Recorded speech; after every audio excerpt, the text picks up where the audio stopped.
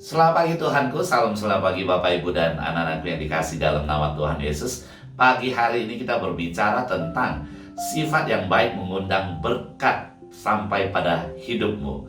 Haleluya, ini adalah hal yang sangat luar biasa.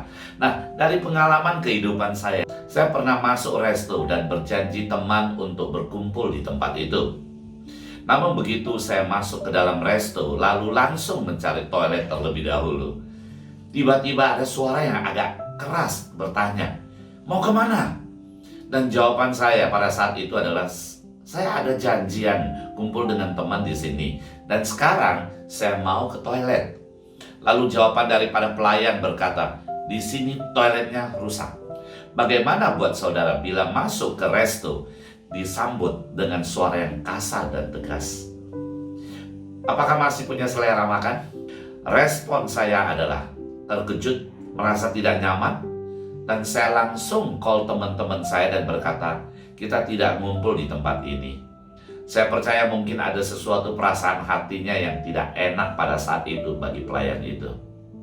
Tetapi saya ingin memberitahukan sifatnya begitu, namun saya pun tidak mau berspekulasi. Saya lebih memilih membatalkan selera saya di resto itu. Saudara yang dikasih dalam nama Tuhan Yesus, mari kita lihat di dalam firman Tuhan. Di dalam Amsal 20 ayat yang ke-7 di situ dikatakan, orang benar yang bersih kelakuannya berbahagialah keturunannya. Dan di dalam Alkitab daripada Amplified di situ dikatakan, the righteous man walks in his integrity. Dan saya sudah berkata pada episode-episode yang lalu, orang benar berjalan di dalam integritasnya, yaitu sifat.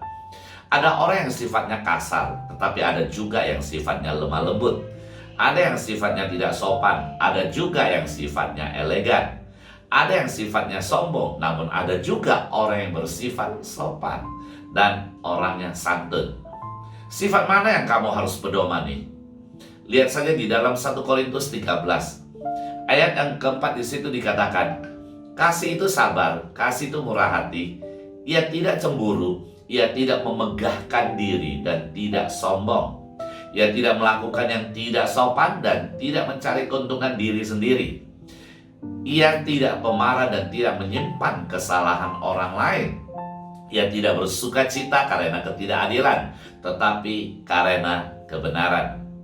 Ia menutupi segala sesuatu, percaya segala sesuatu, mengharapkan segala sesuatu, sabar menanggung segala sesuatu. Sifat ini pasti membuat pelangganmu betah terhadap tempat restomu.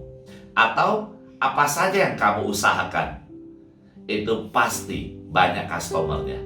Bahkan suami, istri atau anak-anakmu betah terhadapmu. Sekali lagi saya katakan, sifat yang buruk dapat menutup pintu berkatmu.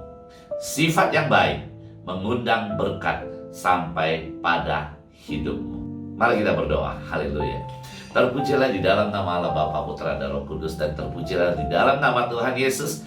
Pagi hari ini kami sekali lagi belajar daripada keadaan yang luar biasa. Kami harus bertingkah laku, bersikap baik ya Tuhan. Biarlah pada pagi hari ini kami akan mengubah daripada sifat kami. Kami akan mengubah daripada karakter kami, watak kami ya Tuhan. Sehingga kami pagi hari ini dan seterusnya memiliki sifat yang baik. Haleluya.